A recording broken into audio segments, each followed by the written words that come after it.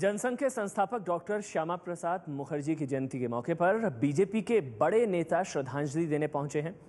BJP अध्यक्ष और गृह मंत्री राजनाथ सिंह के अलावा वरिष्ठ नेता लालकृष्ण आडवाणी भी श्रद्धांजलि देने पहुंचे।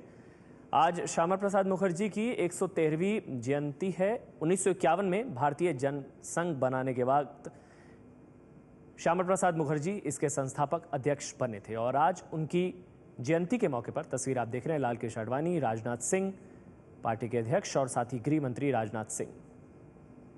दूसरे नेता भी तस्वीरों में आपको दिखाई दे रहे हैं। हर्षवर्धन, रामेश्वर चौरसिया, लालकृष्ण आडवाणी और राजनाथ सिंह, पार्टी के राष्ट्रीय अध्यक्ष और केंद्रीय गृह मंत्री मुख्तार अब्बास नकवी भी आपको तस्वीरों में दिखाई दे रहे हैं। जनसंघ के संस्थापक डॉक्टर श्यामा प्रसाद मुखर्जी की जयंती के मौके पर उनको श्रद्धासुमन अर्पित किए गए, साथ ही श्रद्धांजलि ये दी गई। आज संस्थापक अध्यक्ष बने थे जब जनसंघ की स्थापना की गई थी डॉक्टर श्यामा प्रसाद मुखर्जी, और एक एक करके तमाम नेता तस्वीर आप देख रहे हैं श्रद्धांजलि देते हुए, श्रद्धासुमन अर्पित करते हुए। रामेश्वर चौरसिया, इससे पहले लालकृष्ण आडवाणी ने भी श्रद्धांजलि दी और साथ ही राष्ट्रीय अध्यक्ष और केंद्रीय गृह मंत्री राजनाथ सिंह भी यहां पर पहुंचे। कई दूसरे बड़े नेता भी आज पहुंचे हैं जिन्होंने श्रद्धांजलि दी है डॉक्टर श्यामा प्रसाद मुखर्जी को।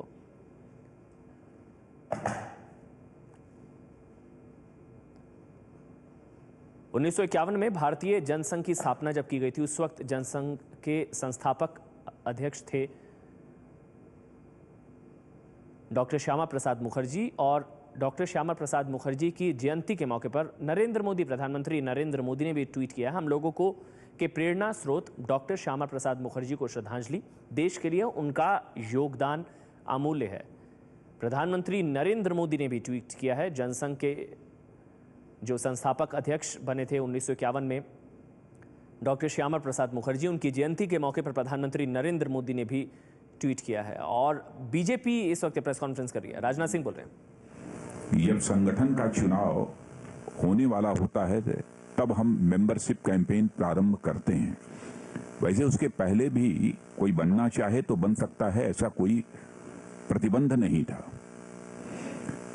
लेकिन भारतीय जनता पार्टी के प्रति सारे देश में जो लोगों की एक रुझान बनी है, और भारतीय जनता पार्टी की जिन राज्यों में अब तक सरकारें रही हैं और हैं, उनके गवर्नेंस का जो परफॉर्मेंस रहा है, उसको देखने के बाद सहज रूप से लोगों की एक धारणा बनी है कि गुड गवर्नेंस और डेवलपमेंट देने वाली सबसे बेहतर यदि कोई पॉलिटिकल पार्टी है तो वह भारतीय जनता पार्टी है।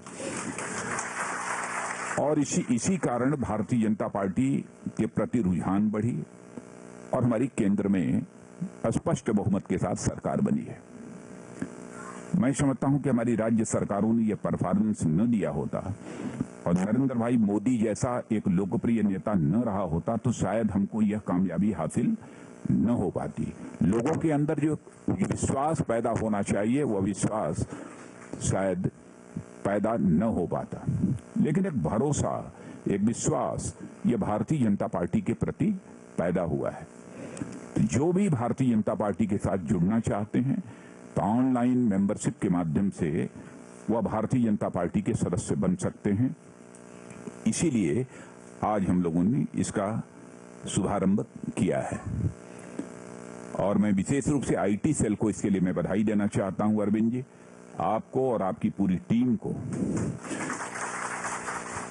क्योंकि चुनाव के दौरान ही नहीं बल्कि चुनाव के पहले भी हमारे आईटी सेल ने बहुत ही महत्वपूर्ण भूमिका निभाई है, बहुत ही महत्वपूर्ण भूमिका निभाई है, जिससे और इसके परिणाम स्वरूप हमारे इलेक्शन कैंपेन को एक मोमेंटम मिला है और बहुत ही उसका एक कॉमन मासेस के ऊपर भी उसका इम्पैक्ट हुआ है। तो आज के अवसर पर मैं अपने आईटी सेल को विशेष रूप से बधाई देते हुए मैं सभी देश के ऐसे सारे सम्मानित नागरिकों का आह्वान करता हूं कि वह ऑनलाइन मेंबरशिप के माध्यम से भारतीय जनता पार्टी से वह जुड़े।